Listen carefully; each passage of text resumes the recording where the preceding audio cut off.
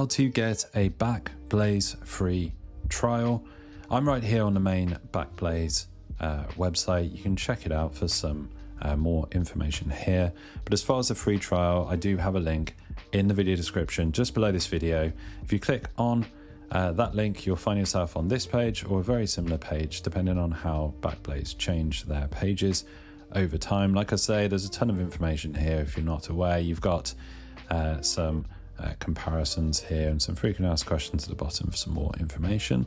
But the important thing is you will click on this free trial button right here at the top, and then from there you will enter your details, which starts out by creating the account with your email here, which you'll enter there, and click create account, and you can start your free trial. I think it's a 14-day free trial. Sometimes it's a 15-day free trial. It really depends on what kind of trial they're running at the time of this when you actually watch this video.